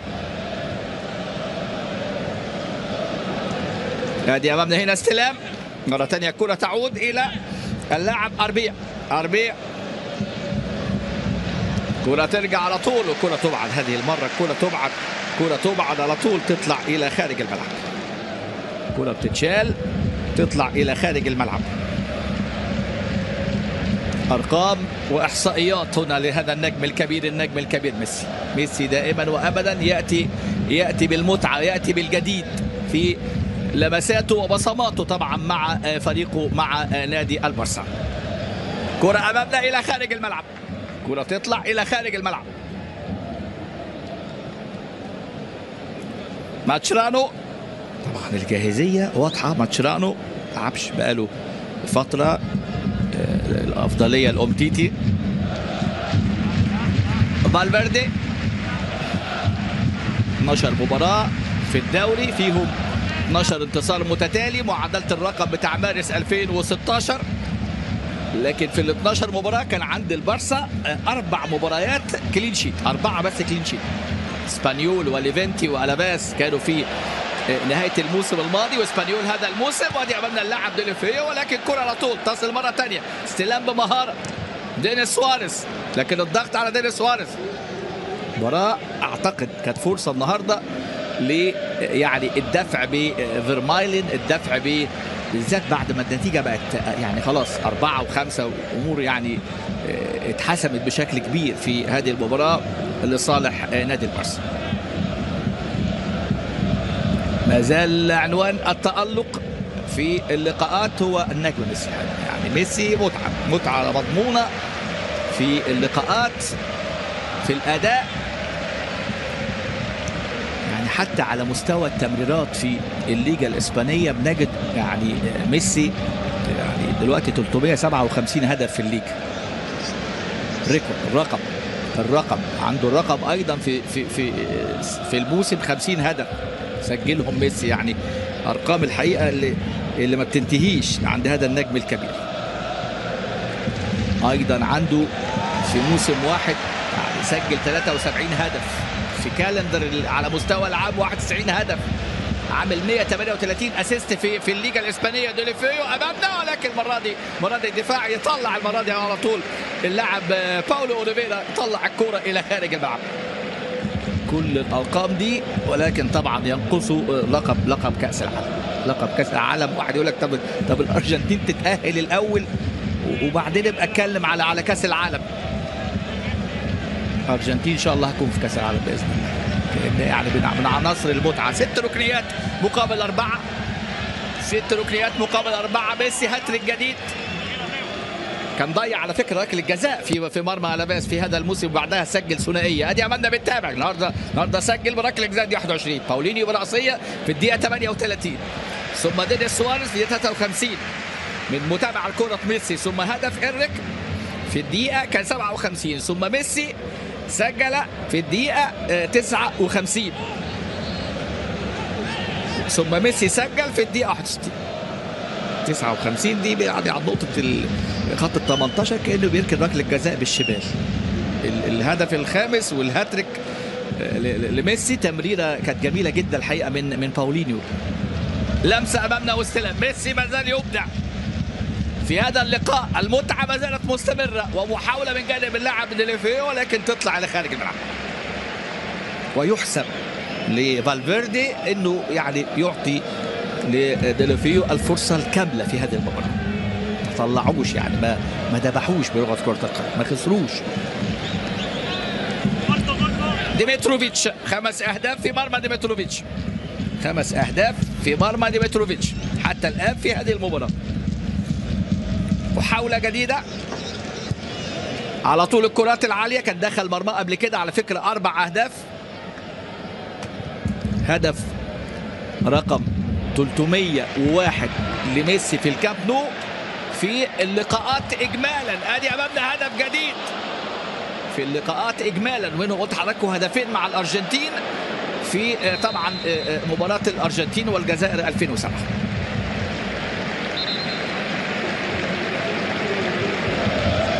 شوف امامنا هنا كان موجود على فكره ده جوان لابورتا، على فكره جوان لابورتا. ادي امامنا الهدف الضائع، هدف ضائع من اللاعب لوكاس دين، هدف ضائع من لوكاس دين. ادي المدافع لوكاس دين عمل المسانده وتقدم امامنا هنا، سجل في لقاءات الكاس في مرمى ريكلس. كل بيترقب يعني برشلونه رجاله. بارتيميو جه بعد بارتيميو روسل، بعد كده جه لابورت، عفوا بارتيميو قبليه روسل، وقبل روسل كان طبعا لابورتا. استلام على طول هنا وسط ملعب. ادي تشارلز نزل بديل. ادي ميسي 49 مره سدد 6 على المرمى 6 وسجل طبعا الاهداف. دخل تشارلز في تبديل تم هنا. شوف امامنا هنا التحرك المره دي، محاوله المرور من ميسي، كره مره ثانيه ترجع، ضغط ورقابه على ميسي، ورغم كده مسجل هاتريك في مباراه اليوم. ميسي مسجل هاتريك في مباراه اليوم، وهدف لباولينيو وهدف لدينيس سواريز، هدف الوحيد للفريق كان سجله. ادي امامنا هنا البديل، دخل البديل اللاعب تشارلز، هو البديل اللي دخل رقم تشارلز دياس البرازيلي، اللاعب القادم من نادي مالاجا ولعب سيلتا فيجو الميريا، ولعب في قرطبة، واحد من اللاعبين اللي بيدفع بيهم طبعا. كان سجل على فكرة في مرمى ريال مدريد هدفين بألوان سيلتا في 2014 لما كان فاز مع سيلتا. ادي امامنا هنا طلع صاحب الهدف الوحيد، طلع إريك. التبديل ادي ركنيات 6-5 والنتيجة حتى الآن 5-1. الشوط الأول لمن تابعنا انتهى بهدفين مقابل لا شيء، في أداء لم يكن مقنع من جانب البارسا. لكن الشوط الثاني بقى مع الهدف الثالث اللي جابه دينيس سواريز الأمور بقى أصبحت أسهل وبقى في مساحات، وشفنا هدف لدينيس سواريز وبعد كده هدف تقليص النتيجة لإريك في الدقيقة 57 ثم ميسي في الدقيقة 59 والدقيقة 61. على طول ماتشرانو يقطع في توقيت مناسب. ماتشرانو دخول تشارلز دياس، وامامنا هنا توقع يعني هيدفع باللاعب آليش فيدال، هيدفع بآليش فيدال لاعب السابق في الميريا واشبيليا، ضم 2015. الموسم الماضي كان لعب في الليجا، لعب 6 لقاءات من 12 لقاء شارك فيهم، وسجل في مرمى لاس بالماس وسجل في مرمى بلباو. هذا الموسم لعب يعني لقاء سوبر 1-3 ولعب لقاء ألافيس أساسي وبديلا كان في مباراة بيتس. ادي امامنا تبديل، هيطلع ديليفيو. ادي امامنا هنا الكرة بتاعت انوي. بص امامنا تير شتيجن، بص تير شتيجن حارس يطمن، مارك تير شتيجن حارس يطمن. دي الكرة دي على فكرة ردت بالهدف الثالث، اهي ردت بالهدف الثالث. بص هنا انطلاقات النجم الكبير، انطلاقة حلوة قوي، انطلاقة جميلة دي، ردت عفوا بالهدف الخامس. كانت هتبقى 4-2 الكرة دي كانت هتبقى 4-2. خرج جيرارد ديليفيو، امامنا ديليفيو ويعني لم يكن في الاداء المتوقع منه، وينزل مكانه آليش فيدال. آليش فيدال يقطع على طول. ايفان راكيتيتش بنيولوك، ايفان راكيتيتش انطلاقة سجل هدف في مرمى اليوفي. راكيتيتش، وادي امامنا السرعه والتمرير، لكن طويله الكره، طويله الكره ما يلحقهاش اللاعب اللي دخل منذ لحظات امامنا اللاعب آليش فيدال. بص هنا التمريره والتحرك والمراوغه والتسديده،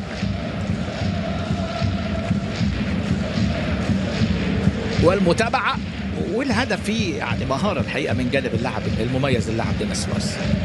وادي امامنا الاعاده، شوف اللقطات الخاصه اللي بتشوفها في هذه اللقطات لاجمل لمحات هذه المباراه. فرصه اللي ضاعت كانت في اللقاء بتاعت تير شتيجن، اتصدت ازاي وردت بهدف، وشفنا الكره بتاعت اللي جابوا الهدف إريك. وادي امامنا هدف ميسي الجميل، هدف ميسي ده، الهدف ده كان الهدف الرابع في المباراه والثاني لميسي. بعدها ميسي سجل الانفراد اللي جاله من باولينيو شوف لمه وحط جسمه، ولكن المره دي على طول تغطيه وترجع كره الى ديمتروفيتش. مباراه سهله.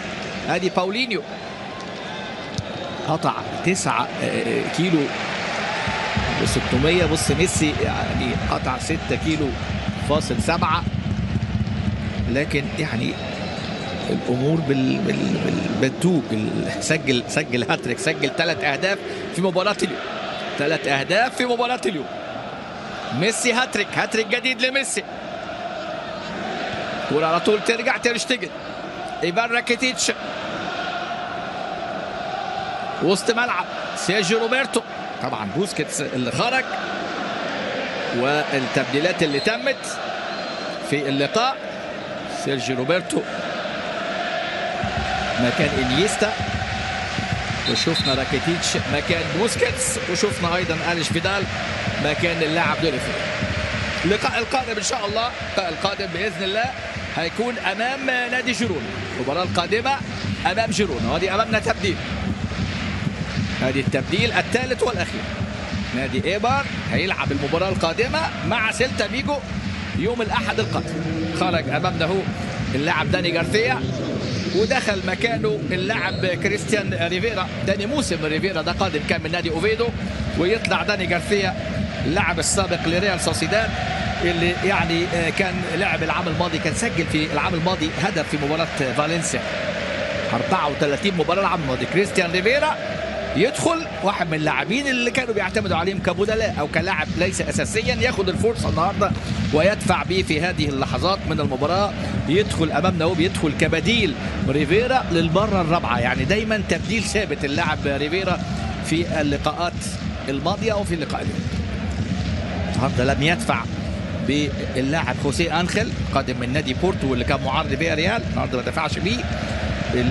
الغيابات ايضا ايفان راميس وغياب فران ريكو، بيدرو ليون وايفان إليخو وبيبي. النهارده كان في بدلاء اللاعب البرتغالي لاعب المان يونايتد السابق ولاعب بنفيكا، لكن لم يكن من الاوراق اللي اعتمد عليها النهارده في مباراه اليوم.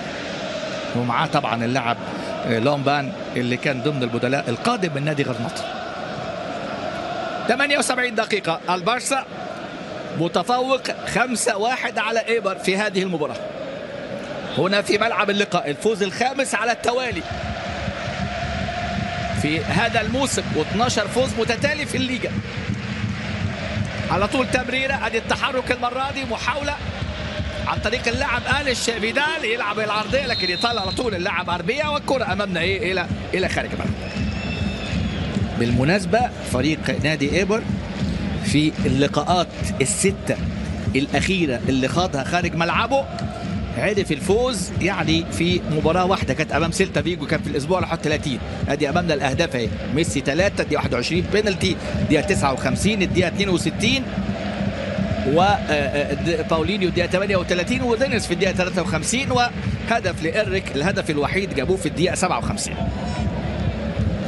ايبر 6 مباريات الاخيره خارج ملعبهم، فوز على سيلتا كان في الاسبوع ال 31 في لقاءات الموسم الماضي، هزم من بيتيس واتلتيكو والبارسا في الموسم الماضي، وخسر هذا الموسم خارج ملعبه امام اشبيليا طبعا، بخلاف انه خسر ايضا في ملعبه في ملعب بوروا، خسر امام نادي بلباو. تدخل قوي جدا امامنا هو من جانب اللاعب جونكا، ديفيد جونكا في اللقطه الماضيه مع سيميدو، نيلسون سيميدو مكاسب هذه المباراة، سبب في ركلة الجزاء اللي سجلها ميسي في اللقاء.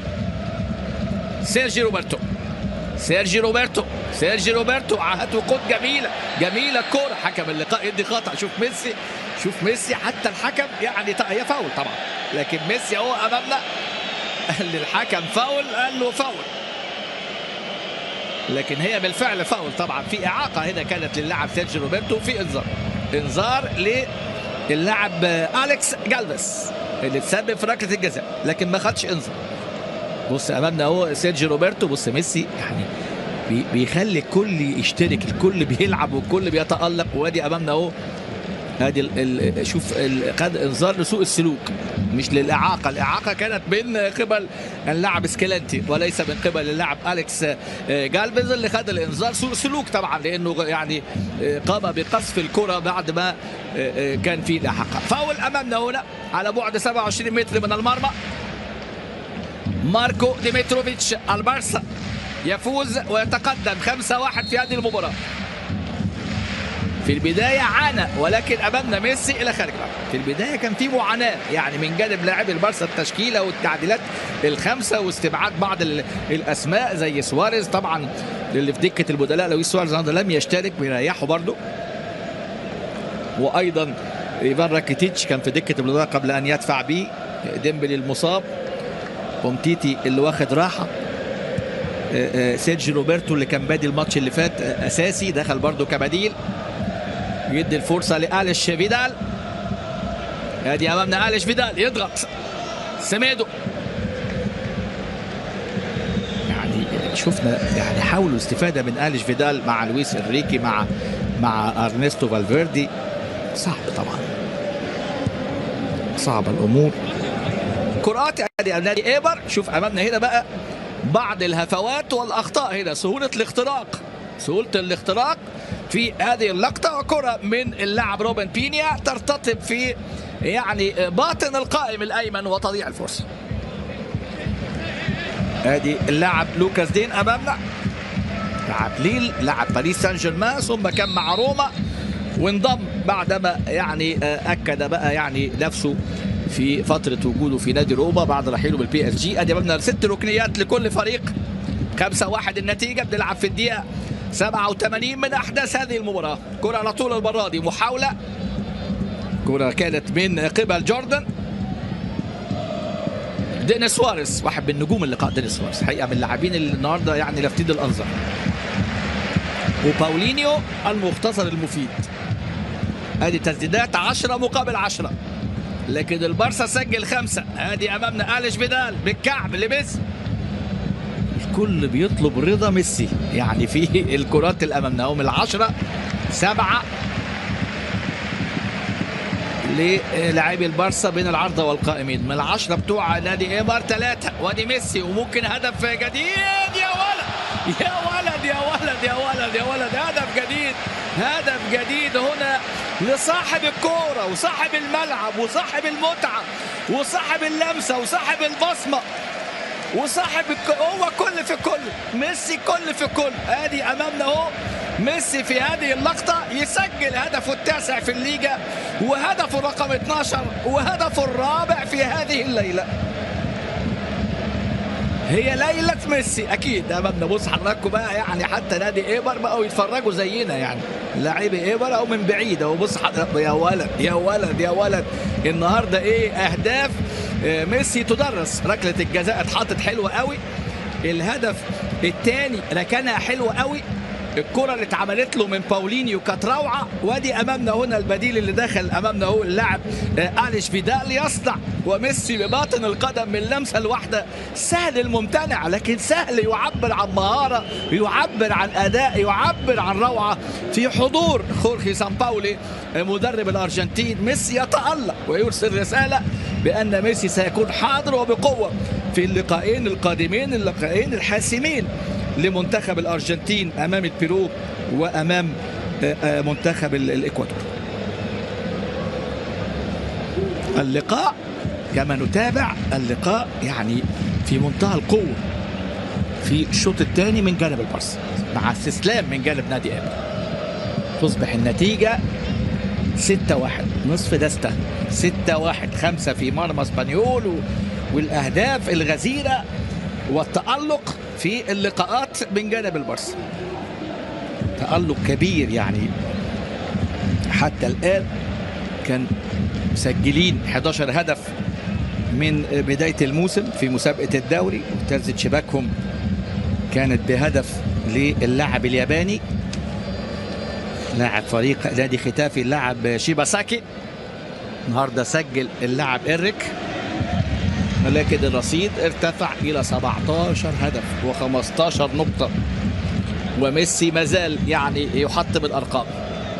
ميسي 4 أهداف، سوبر هاتريك، هو سوبر يعني في كل شيء. ميسي حقيقة أهداف 4 ممتعة، قيادته للفريق في هذه الظروف. طبعا دي قيمة لاعب يعني، هو ميسي فريق لوحده، ويرفع الأهداف في ملعب الكامب نو إلى في كل المباريات كلها يعني 302 هدف.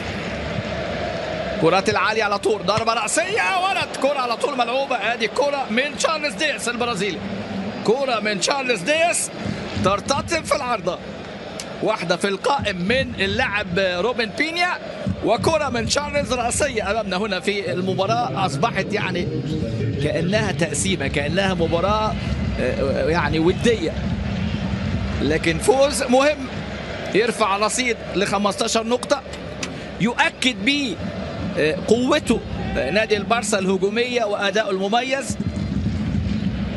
أفضل حصيلة طبعا للنجم الكبير، بقى عنده 9 أهداف، كان أفضل حصيلة كان عنده 8 في موسم 2011-2012 بعد 5 مراحل أو 5 مباريات. أدي الكرة الجميلة، أدي الكرة الجميلة اللي اتلعبت بالرأس من تشارلز. شفت اللقطة جت على لويس سواريز اللي بيتابع المباراة، وميسي يؤكد انه حاضر، البارسا حاضر، انوي، ولكن ماتشيرانو يطلع ماتشيرانو الكرة والتسديدة القوية امامنا، ويحاول تير شتيجن ولكن تطلع الى خارج الملعب. اللقاء الحافل بالاهداف الممتع في الشوط الثاني اكيد، يعني مباراة فيها 7 اهداف اكيد هتبقى يعني مباراة اكيد ما كانتش متكافئة، رغم ان فريق نادي ايبر حاول الحقيقة في هذه المباراة، حاول الوصول، حاول ان يسجل كرة في القائم. وامامنا هو ادي الركنيات، حتى متفوق في الركنيات 6 للبارسا مقابل 7 لنادي ايبر اللي بيحاول امامنا هنا. وادي تدخل بفدائيه، ادي اللاعب اليش فيدال صنع الهدف السادس للنجم ميسي. ميسي هو الحل، ميسي هو المبدع، ميسي هو المنقذ، ميسي هو البارسا، ميسي هو الهداف للليجا ب9 أهداف. افضل يعني بدايه ليه كانت في 2011 2012 لما سجل 8 أهداف. ادي امامنا ماتشيرانو قاطع، سيرجيو روبرتو، تشكيله اللي عمل فيها 5 تعديلات، ولكن بحضور ميسي اللي بيتحمل إشارة القيادة، يمر من الجميع ويمرر كرة إلى دينيس سواريز. شوف هنا القيمة في ميسي مش بس الأهداف ال4، هو لعب النهارده كل اللي معاه. وحكم اللقاء أمامنا هو أليخاندرو خوسيه هرنانديز يوقف هذه المتعة، متعة ميسي الكبيرة اللي حاضرة النهارده. 4 أهداف لميسي في اللقاء، وهدف للاعب باولينيو، هدف لدينيس سواريز، هدف الوحيد كان للاعب انريك.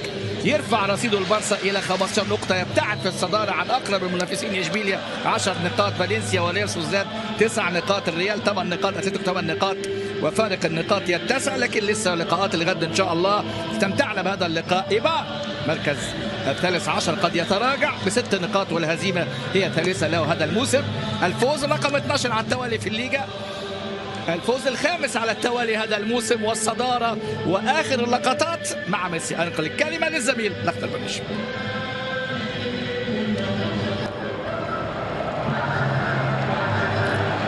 شكرا زميلي علي محمد علي. إذا هذه لوحة من لوحات ميسي الذي يسجل إذا سوبر هاتريك الليلة، وبذلك يحقق أفضل بداية له في الليغا الإسبانية ب9 أهداف في 5 جولات. حدث عام 2011 أنه كان سجل